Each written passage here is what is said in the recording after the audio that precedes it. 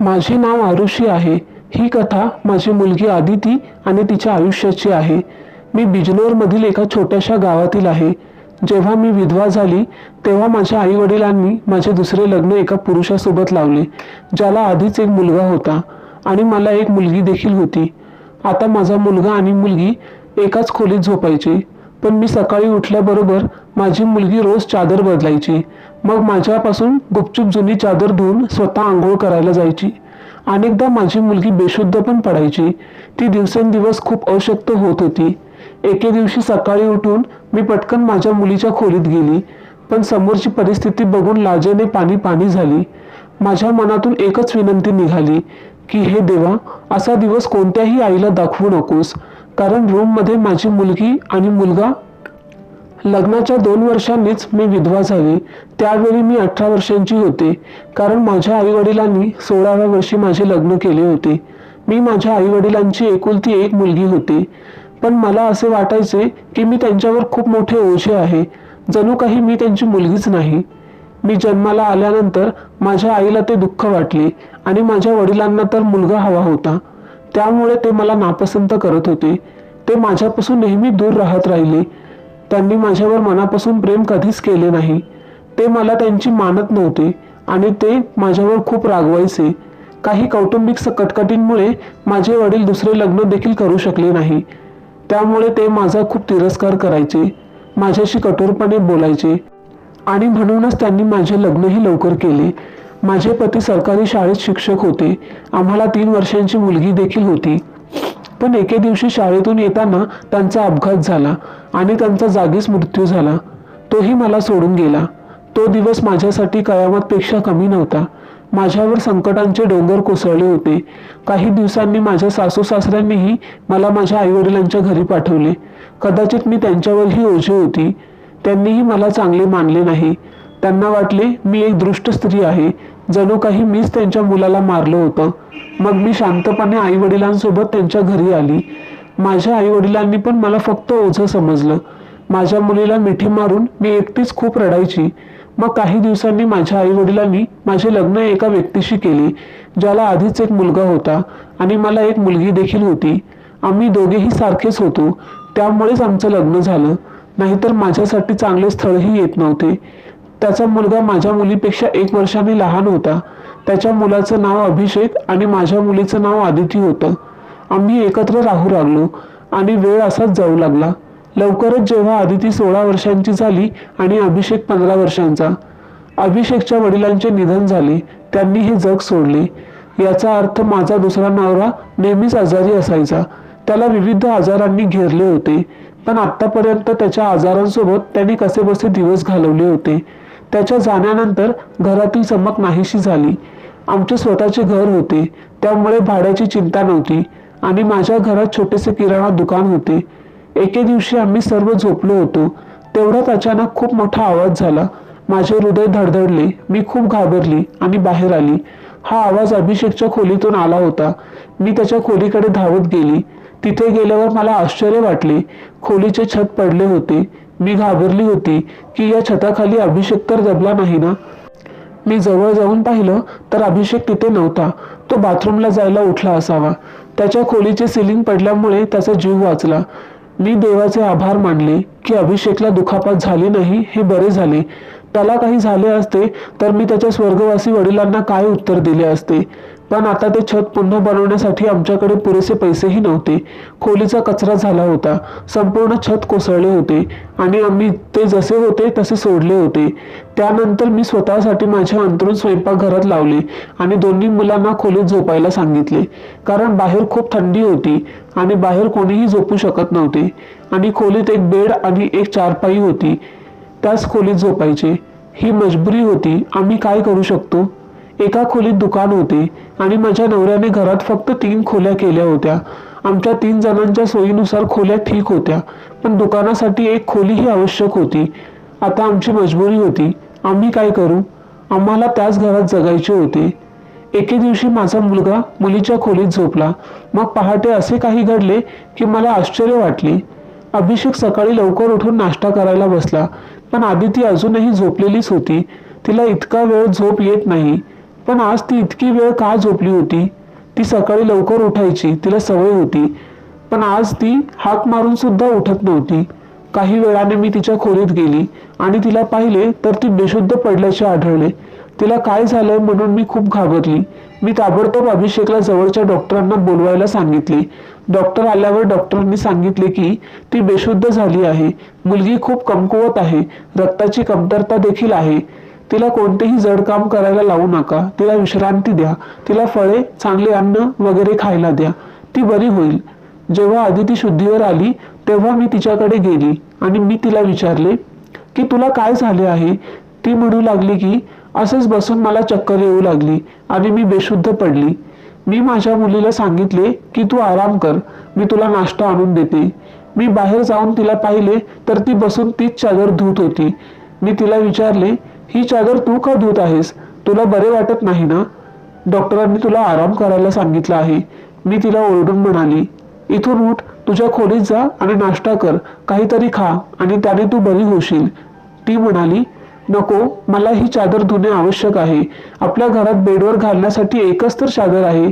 मी म्हणाली, ही चादर धुण्याचे भूत अचानक तुझ्या डोक्यात का आले? चादर इतकी घाण नव्हती की तू धुवायला बसलीस. ते सोड, मी स्वतः ही चादर धुवून घेईल, तू उठ इथून. पण तिने माझे ऐकले नाही आणि गच्चीवर चादर सुकवायला गेली. मग ती थोडा वेळ झोपली आणि अभिषेक पण कामावर गेला होता. त्याला मी फक्त मॅट्रिक पर्यंत शिकवले होते आणि तो एका कापड दुकानात काम करायचा. तो खूप मेहनती होता. घरचे दुकान मी स्वतः चालवत असे. बहुतेक मुलंच त्या दुकानात यायची. दिवस असेच गेले. त्या दिवशी अभिषेकने मला सांगितले, आज मी जेवण करून आलो आहे. तो उशिरा आला आणि आदिती आधीच खोलीत झोपली होती. तोही खोलीत झोपायला गेला. मी माझी खाट पण स्वयंपाकघरात ठेवली होती. जागा बदलल्यामुळे मला झोप येत नव्हती. मी माझ्या नवऱ्याला मिस करत होती. दुसरा नवरा खूप छान होता आणि माझी खूप काळजी घेत असे. पहिल्या लग्नासाठी तो मला कधीच टोमणं मारत नव्हता आणि तो नेहमी माझ्या मुलीला स्वतःची मुलगी मानत असे. आणि मी देखील अभिषेकला कधीच सांगितले नाही की तो माझा सावत्र मुलगा आहे. त्याने माझ्याकडून त्याच्या प्रेमाचा वाटाही घेतला होता. तो माझ्यावर त्याच्या खऱ्या आईपेक्षा जास्त प्रेम करत असे आणि माझे ऐकत असे. त्या घरात तो एकटाच माणूस होता. तोच आमचा आधार होता. नाहीतर आम्ही दोघी बायका कुठे गेलो असतो. चांगले कामही करत होता. मी अभिषेकला असेही सांगितले की त्याने आपले शिक्षण खाजगीरित्या करावे, कारण त्याच्याकडे चांगली पदवी असेल तर त्याला चांगली नोकरी मिळेल. तो माझे ऐकत असे. पहाटे पुन्हा असे काही घडले की मी आश्चर्यचकित झाले. आदिती पुन्हा बेशुद्ध झाली होती आणि यावेळी तिच्या चेहऱ्यावरून स्पष्ट दिसत होते जणू काही तिच्या शरीरातून सर्व रक्त निघाले होते. ती पूर्णपणे फिकट झाली होती. मग मी डॉक्टरांना बोलावले. ते म्हणाले, मी तिला जेवायला सांगितले होते, तुम्ही जेवणात तिला काय काय खायला दिले? मी त्यांना सर्व काही सांगितले. मी सांगितले की मी तिला डाळी, भाज्या आणि फळेही दिली होती. दिवसभर एकही काम करू दिले नाही. तर डॉक्टर म्हणाले की ही पुन्हा एवढी अशक्त कशी झाली? तुम्ही ही गोष्ट गांभीर्याने घ्या, अन्यथा तुमच्या मुलीच्या जीवाला धोका होऊ शकतो. कारण असे अचानक बेशुद्ध होणे आणि कित्येक तास बेशुद्ध पडणे ही काही छोटी गोष्ट नाही. डॉक्टरांनी सगळा प्रकार काटेकोरपणे सांगितला आणि काही वेळाने ते निघून गेले. मग जेव्हा आदिती शुद्धीवर आली तेव्हा मी तिला म्हणाली की तू पुन्हा कोणतेही काम केलेस तर माझ्यापेक्षा वाईट कोणी होणार नाही. पण थोड्या वेळाने मी पुन्हा तिच्या रूममध्ये गेली तर ती काय करते आहे हे पाहून मला आणखीनच आश्चर्य वाटले. ती पुन्हा ती चादर धुवत होती. यामुळे मी तिला दुरूनच पाहत होती, कारण ती जे काही करत होती ते क्षुल्लक नव्हते. ती बेशुद्धीतून उठायची आणि चादर धुवायला लागायची. हे सगळं का करत होती? जेव्हापासून माझा मुलगा तिच्या खोलीत झोपू लागला होता तेव्हापासून ती असे करत होती आणि तेव्हापासून बेशुद्ध होत होती. दोघेही लहानपणापासून एकत्र वाढले आहेत. दोघांचेही खरे भाऊ बहिणीसारखे प्रेम होते. मग असे काय होत होते? माझ्या मुलीची तब्येत दिवसेंदिवस खालावत चालली होती. मी रडत रडत आणि विचार करत असे की हे सर्व काय चालले आहे. मुलांना जन्म देताना स्त्री अशक्त होते, त्यामुळे तिच्यात ताकद उरत नाही. पण तरुण मुली अशा बेशुद्ध होऊ लागल्या ही काही सामान्य गोष्ट नव्हती. दुसऱ्याच दिवशी तिने चादर धुवून टेरेसवर वाळवली. मी तिला पाहत तर नाहीये ना म्हणून ती आसपास पाहत होती. मी स्वयंपाकघराच्या खिडकीतून हे सगळं काही पाहत होती. मी पण तिला असे जाणवू दिले नाही की मी तिला पाहते. पण माझी मुलगी हे काय करत होती? ती पुन्हा पलंगावर लेटली आणि खालची चादर आहे की नाही हे मला कळू नये म्हणून वरच्या चादरीने तिने स्वतःला झाकले, पण मला ते कळले होते. मी तिला नाश्ता करून दिला आणि आणखी औषधं दिली. किराणा दुकान नीट चालत नव्हते. आमच्या दुकानात एकही मोठा ग्राहक येत नव्हता. फक्त लहान मुलं गोळ्यांची टॉफी घ्यायला यायची. 5-10 रुपये घेऊन यायचे. अशाने तर घर चालणार नव्हते. मला खूप वाईट वाटत होते, पण मी हे मुलांनाही सांगितले नाही. अभिषेकलाही काहीच सांगितले नाही, कारण तो आधीच नोकरी करत होता. आता अशा परिस्थितीत जर मी ही गोष्ट त्याला सांगितली असती तर तो आणखीनच अस्वस्थ झाला असता. पण मी स्वतः खूप अस्वस्थ झाली होती. व डॉक्टरांनी मुलीला चांगल्या गोष्टी खायला सांगितल्या होत्या, पण घरी डाळ भाकरीचे पैसेही पुरेसे नव्हते. घर खर्च भागवणं खूप अवघड जात होतं. पण एक दिवस खूप विचित्र घडलं. मी माझ्या मुलाला अभिषेकला आणि आदितीला अशा गोष्टींबद्दल बोलताना ऐकले जे मला अजिबात समजले नाही. माझा मुलगा म्हणाला की तू आधीच तुझी तब्येत खराब केली आहेस, असे चालणार नाही. जर तुला इतका त्रास होत असेल तर आपण हे सर्व करू शकत नाही. माझी मुलगी म्हणाली, नाही, मला हे सर्व काम करावे लागेल. अशा संधी वारंवार येत नाहीत आणि मला काय माहिती होते की माझ्यासोबत हे सर्व होईल. मला माहीत नव्हते की माझ्यात इतकी ताकद नाही आहे. माझा मुलगा म्हणाला की आता तुला हे माहीत आहे ना, मी तुझा जीव पणाला लावू शकत नाही. तेव्हा माझी मुलगी म्हणाली की नाही, 2-4 आठवड्यांचीच गोष्ट आहे, त्यानंतर संधी नाही मिळणार. काय होतं हे सगळं मला काहीच समजलं नाही. हे दोघे काय बोलत आहेत. एके दिवशी मी एक गोष्ट पाहिली ज्यामुळे मी थक्क झाली. पहाटे माझ्या मुलीने पुन्हा चादर धुवून टेरेसवर वाळवली आणि तिच्या एका बाजूला उभी राहून तिला उलट्या होत होत्या. मी म्हणाली, काय झालंय तुला? ती घाबरली आणि म्हणाली की अचानक माझे मन अस्वस्थ झाले. मी म्हणाले, काय म्हणायचे आहे की तुझे मन अस्वस्थ झाले आहे? तू काय खाते आहेस असे आणि पुन्हा पुन्हा तू चादर का धुते? तू माझ्यापासून काय लपवत आहेस?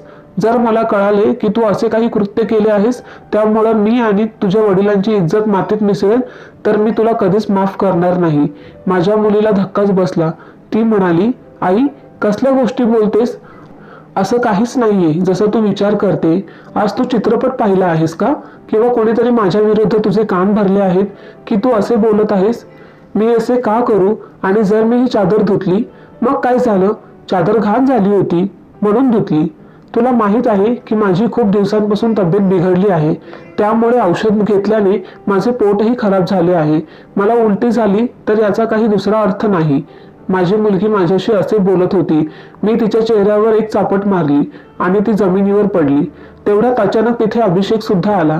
तो म्हणाला, आई, तू काय करते आहेस? तू तिच्यावर हात का उचललास? तर मी तिला म्हणाली, हो, मी तिला मारले आहे, हात उचलला आहे तिच्यावर. हे मी फार पूर्वीच करायला हवे होते, पण मी अजून या प्रकरणाच्या तळापर्यंत पोहोचलेली नाही आहे. ज्या दिवशी मला तुम्हा दोघांबद्दल सत्य कळेल त्या दिवशी बघा, मला काय झाले ते मलाच कळले नाही. माझ्या मनात जे येत होते ते मी बोलत होती, जे मला अशा प्रकारे बोलायला नको होते.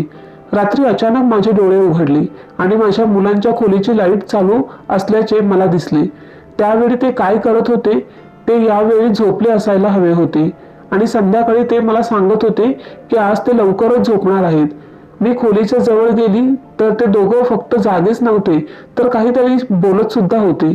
त्यांना खूप आनंद होत होता.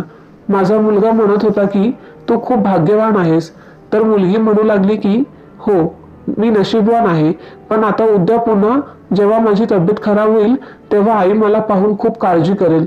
आपण असं किती दिवस खोटं बोलणार? मुलगा म्हणाला, अजून काही दिवस करून घेऊ, मग सगळं काही ठीक होईल. त्याचे शब्द ऐकून मला आश्चर्य वाटले. आज मला स्वतःला थांबवता आले नाही. मी खोलीचा दरवाजा उघडण्याचा प्रयत्न केला, पण आश्चर्य वाटले. त्यांनी दरवाजा आतून का लावला होता? दरवाजा बंद करण्याचे कारण काय होते? आता हवामान बदलत होतं. त्यांनी दार उघडूनच झोपायला हवं होतं. मी पुन्हा पुन्हा दार ठोठावू लागली, पण असे ठोठावल्यावरही त्यांनी दार उघडायला अर्धा तास लागला होता. आणि त्यानंतर जेव्हा मी खोलीत पाहिलं तर खोलीत त्यांच्याशिवाय कोणीच नव्हतं आणि दोघेही झोपेतून जागे झाल्यासारखा चेहरा करून बसले होते. मी म्हणाली, एवढ्या उशिरा दार का उघडले? ते म्हणाले, आम्ही झोपलो होतो. मी म्हणाली, खोटं बोलू नका, तुम्ही लोक जागे होते आणि बोलतही होते. ते म्हणाले की आम्ही यावेळी का उठणार आणि कशाला बोलणार? आमचा कोणता उद्याचा पेपर आहे, त्यासाठी आम्ही तयारी करायला उठणार आहोत. आम्ही झोपलो होतो. मला या दोघांच्या कृती समजल्या नाहीत. माझ्याकडे बोलायला शब्द नव्हते. मला त्यांचे शब्द समजू शकले नाही, कारण ते दोघेही झोपेतून उठल्यासारखे बसले होते. त्यानंतर मी त्यांना काहीच बोलली नाही आणि तिथून निघून गेली. पण काहीतरी गडबड असावी असे मला वाटायचे. एके दिवशी माझ्या मुलीच्या हातावर निळ्या रंगाच्या खुणा होत्या. हे पाहून मला आश्चर्य वाटले. या जखमांच्या खुणा होत्या. तिला काय लागले ते समजू शकले नाही. मी तिला विचारले असता तिने सांगितले की सुरीने लागले. पण सुरी तर बोटाला जखम करू शकते, बाजूला नाही. मला समजले होते की माझी मुलगी माझ्यापासून काहीतरी लपवत आहे. कधी ती बेशुद्ध व्हायची, कधी तिच्या अंगावर विचित्र खुणा असायच्या, तर कधी ती तिच्या अंथरुणावर उठायची आणि चादर धुवायला लागायची आणि मला तिच्या खोलीत सुद्धा येऊ देत नव्हती. माझे मन जिकडे वळत चालले आहे याचा विचार मला करायचा नव्हता. ही माझी चूक होती. मी आग आणि पाणी एकत्र का ठेवले? मी असे करायला नको होते. मी विचार केला की मला काय करायचे आहे. तरुण मुलगा आणि मुलगीला मी एकाच खोलीत एकत्र झोपू द्यायला नको होते. ही माझीच चूक होती. या सगळ्या गोष्टी मी सांभाळायला हव्या होत्या. अभिषेक हा आदितीचा सावत्र भाऊ होता. नियत बदलायला वेळ लागत नाही. या तारुण्याच्या वयात मुलं वाईट संगतीत जातात. खरा भाऊ हा खरा भाऊच असतो आणि सावत्र भाऊ हा सावत्र भाऊच असतो. मग मी सावत्र भाऊ आणि बहिणीला एकाच खोलीत कसे झोपवू शकत होती? ही माझीच चूक होती. जेव्हा आपण मुलांकडे लक्ष देत नाही तेव्हा समस्या निर्माण होतात. आई वडिलांना चांगल्या वाईट गोष्टींची काळजी घ्यावी लागते. मुले निष्पाप असतात आणि अज्ञानामुळे त्यांच्याकडून अनेक चुका होतात. माझ्या मनात असे अनेक विचार येत होते. जर हे सगळे विचार बरोबर निघाले तर सर्व दोष माझाच असेल. मी माझ्या मुलावर आणि मुलीवर लक्ष ठेवले. एक दिवस माझा मुलगा मुलीसाठी काहीतरी वस्तू बाहेरून घेऊन येत होता. मी गुपचूप त्यांचे बोलणे ऐकू लागली. तो म्हणाला की हे तुझ्या समस्येचे औषध आहे. हे औषध घे, मग सर्व काही ठीक होईल. त्याने माझ्या मुलीला ज्या गोळ्या दिल्या त्या लपवून दिल्या. मला काळजी वाटू लागली की तो कोणत्या गोळ्या देतोय. ती समस्या कोणती आहे जी त्या दोघांना सोडवायची आहे आणि मला त्याबद्दल का माहिती होत नाही. आणि ही औषधे विचित्र का वाटत होती. माझ्या मुलीनेही लगेच ती औषधं पकडली आणि तिच्या दुपट्ट्याच्या पदरामागे लपवून ठेवली. मुलगा म्हणाला, रात्री झोपण्यापूर्वी ही गोळी घे, तर दुसऱ्या दिवशी अजिबात बेशुद्ध होणार नाही. आणि 2-3 दिवस माझी मुलगी खरोखर बेशुद्ध झाली नाही. परंतु त्यानंतर कदाचित तिच्या गोळ्या संपल्या असतील आणि 1 दिवसानंतर ती पुन्हा बेशुद्ध झाली. माझा मुलगा पण घरी नव्हता. त्यामुळे आज मी तो घरी नसल्याचा फायदा घ्यायचा विचार केला. मी अतिशय हुशारीने ती चादर मुलीच्या खालून काढली आणि ती नीट फिक्स करून माझ्या खोलीत आणली. मला ती उघडून पाहायची होती की त्यावर काय आहे. त्याने माझी मुलगी सकाळी उठल्याबरोबर ती धुवायला सुरुवात करायची आणि तिच्या आजाराची पर्वाही करायची नाही. मी चादर उघडली तेव्हा मला काही दिसले नाही, पण नीट पाहिल्यावर त्या चादरीवर पांढरे केस होते आणि संपूर्ण चादर केसांनी भरलेली होती. हे पाहून मला आश्चर्य वाटले. ते केस कशा प्रकारचे होते हे मला समजले नाही, कारण ते केस पूर्णपणे पांढरे होते आणि खूपच लहान होते. मला आश्चर्य वाटले, पण मला ही गोष्ट समजली नाही. मी विचार करत राहिली की हे सर्व काय चालले आहे. मी मुलामुलींच्या हालचालींवर लक्ष ठेवून होती, म्हणूनच मी मनातल्या मनात सगळा विचार करत होती. पण मी काही निष्कर्षापर्यंत पोहोचत नाही तोपर्यंत माझ्या मुलीला कळले की मी चादर पाहिली आहे. म्हणून ती माझ्या जवळ येऊन बसली आणि विचित्रपणे घाबरून पाहू लागली. त्यानंतर मी तिला विचारले, काय झाले आहे? तू चिंतेत का दिसत आहेस? तर ती म्हणाली, आई, ती चादर कुठे आहे?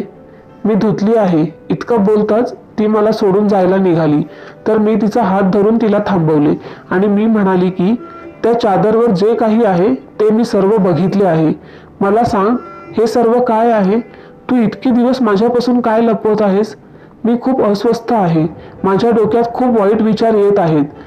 ती माझ्या जवळ येऊन बसली आणि मग माझी मुलगीने मला जे सांगितले ते ऐकून माझ्या पायाखालची जमीनच सरकली. माझ्या मुलीने मला सांगितले की आई, तू जसे विचार करत आहेस तसे अजिबात नाही. खरं तर या घराची परिस्थिती ठीक नाही आहे. हे आम्ही पाहिले होते. दुकानही चांगले चालत नव्हते आणि भाऊ सुद्धा जास्त कमवत नव्हता. पण आम्हाला करता येईल असे कोणतेही काम मिळत नव्हते. नंतर भावाच्या मित्राने त्याला एक काम दिले. खरे तर त्याने काही अतिशय शुद्ध जातीचे मांजरीचे पिल्लू ठेवले होते, ज्यांची संख्या 3 ते 4 होती. परंतु त्यांना हाताळणे त्याच्या क्षमतेच्या बाहेर होते, म्हणून त्यांनी आम्हाला त्या मांजरीच्या पिल्लांची काळजी घेण्याचे काम दिले आणि त्याचे कामाचे खूप सारे पैसे दिले होते. खरं तर भाऊ दिवसभर तिथेच असायचा, पण भावाला रात्री आराम करावा लागायचा, म्हणून तो त्या मांजरींच्या पिल्लांना घरी खोलीत आणायचा आणि मी त्यांना सांभाळायची. त्यांचे केस सकाळी चादरवर असायचे, जे मी सकाळी धुत असे, कारण आम्हाला माहीत होते की तुला अशा गोष्टी आवडत नाहीत आणि आम्हाला हे सर्व तुला सांगायचे देखील नव्हते की हे सर्व काम आम्ही करत आहोत. आणि मला नंतर कळाले मला मांजरीच्या पिल्लांची ॲलर्जी आहे, त्यामुळे मी सकाळी बेशुद्ध व्हायचे. भावाने माझ्यासाठी जी औषधं आणली होती ती सुद्धा त्याच गोष्टींची होती की त्यामुळे माझी ॲलर्जी कमी व्हावी. आई, भावाचा तो मित्र खूप श्रीमंत आहे आणि या कामासाठी तो आम्हाला खूप पैसेही देत होता. तो आम्हाला दररोज 1000 रुपये देत होता आणि आज त्या पिल्लांचा आपल्या घरी शेवटचा दिवस होता, कारण आता तो त्यांना दुसऱ्या शहरात घेऊन गेला आहे आणि आम्ही इतके पैसे कमावले आहेत की आपण त्या खोलीचे छप्पर देखील बनवू शकतो आणि घरासाठी किराणा देखील आणू शकतो. आम्हाला माहीत आहे की तुला पाळीव प्राणी आवडत नाहीत, म्हणूनच आम्ही तुम्हाला हे सांगितले नाहीत. पण तू आमच्याबद्दल काय विचार केलास? तू आमच्यावर एवढा संशय घेतलास? आमच्याबद्दल तू बोललेल्या गोष्टी आमच्या हृदयात बाणाप्रमाणे गेल्या होत्या. मला माहिती आहे की तो माझा सावत्र भाऊ आहे, पण तो माझ्या खऱ्या भावापेक्षा जास्त आहे. त्याने प्रत्येक वेळी फक्त आपलाच विचार केला आहे. तसं तर आपण त्याचे कोण आहोत? त्याचे वडील हे जग सोडून गेले आहेत आणि त्याचे नातेवाईक देखील आहेत जे आपल्यापेक्षा खूप श्रीमंत आहेत. तो त्यांच्याबरोबर जाऊन सुद्धा राहू शकतो, पण तरीही तो तिथे न जाता आपल्या सोबत राहतो, कारण तो कधीच आपल्याला एकटे सोडून जाऊ इच्छित नाही. तो नेहमी मला त्याची खरी बहीण मानतो. त्याने माझ्यासोबत कधीही चुकीचे काम केले नाही आणि तो आपल्याला सपोर्टही करतो. तो आपल्यासाठी खूप काही करतो. तो दिवसभर काम करायचा, म्हणून मी त्याला रात्री मदत करायची. तो म्हणायचा की तो रात्रीही हे सर्व करेल. तो दिवसभर मेहनत करायचा, म्हणून मी त्याला रात्री आराम करायला सांगायची की मी पिल्लांची काळजी घेईन म्हणून. मी त्याला मदत करत होती. हे ऐकून मला खूप वाईट वाटले आणि मला माझ्या मुलांबद्दल काय वाटत होते याचा मला विचार करून मला स्वतःवरच खूप राग येत होता. मी माझ्या मुलांबद्दल जेवढा चुकीचा विचार करत होती, माझी मुलं त्यापेक्षा कितीतरी पटीने चांगली आहेत. मी त्यांच्याबद्दल इतका चुकीचा विचार केला जो मी करायला नको होता. आम्ही हे अभिषेकला सांगितले नाही. आदितीनेही त्याला काहीही सांगितले नाही की मला पूर्ण गोष्ट समजली आहे ते. आता हे सर्व काम संपले होते आणि मला त्याच्या नजरेत आणखीन पडायचे नव्हते. काही दिवसांनी अभिषेकने त्या खोलीचे छप्पर टाकले आणि आता आमच्या घरातील खोलीही पक्की झाली. हळूहळू आम्ही खूप मेहनत घेतली. माझी मुलगी पण गरीब मुलांना शिकवू लागली. आमची परिस्थिती पूर्वीपेक्षा चांगली होऊ लागली. हळूहळू इतकी चांगली झाली की आमच्या घरात अडचणच उरली नाही. आयुष्यात माझ्यासोबत खूप वाईट गोष्टी झाल्या, पण चांगली गोष्ट अशी आहे की मला खूप पवित्र आणि चांगली मुले मिळाली होती, मग ती माझी स्वतःची असो किंवा इतर कोणाची. देवाच्या कृपेने माझ्या दोन्ही मुले खूप मेहनती आहेत आणि त्यांना समजले आहे की आता त्यांचे दिवस काम करायचे आहे. हातावर हात ठेवून बसता येणार नाही, कारण वडिलांची सावली त्यांच्या डोक्यावर नव्हती आणि मी पण काही विशेष करू शकत नाही. त्यांना याची जाणीव होती आणि ही खूप मोठी गोष्ट आहे. देवाच्या कृपेने आता सर्व काही ठीक आहे. परमात्म्याचे लाख लाख आभार. मला वाटले तसे काही झाले नाही, पण तसं घडलं असतं तर मी कुठे गेली असती. शेवटी एवढंच सांगू इच्छिते की देवाला जे पाहिजे तेच घडतं. माझी मुलं खूप समजूतदार आहेत आणि त्यांच्या मनात असं काही नव्हतं, पण तरीही मी अशा मातांना सल्ला देईन की त्यांनी आपल्या मुलांबद्दल या बाबतीत थोडी खबरदारी घ्यावी आणि माझ्या मुलांसोबत मी केलेली चूक त्यांनी करू नका. मी दोघांनाही एकाच खोलीत ठेवायला नको होते, कारण जे घडले नाही ते घडू शकले असते आणि झाले असते तर सर्व काही संपले असते. माझी मुलं समजूतदार होती, कदाचित त्यामुळेच माझ्यासोबत असं झालं नाही. पण तुम्ही तुमच्या मुलांची काळजी घ्या, त्यांच्या आयुष्याचीही काळजी घ्या आणि ते कधी काय करत आहेत याची पूर्ण माहिती ठेवा. मुलांवर प्रेम करण्यासोबतच काही काटेकोरपणाही ठेवा आणि त्यांच्याकडून कोणती चूक होत आहे काय नाही या सर्व गोष्टींबद्दल त्यांच्याकडून माहिती घेत राहा. आणि लक्षात ठेवा की मुलं मोठी झाल्यावर त्यांना एक रूम मध्ये झोपवू नका. तुम्हाला आमची कथा आवडली असेल तर व्हिडिओला लाईक करा, शेअर करा आणि या चॅनलला सबस्क्राईब करायला अजिबात विसरू नका. धन्यवाद.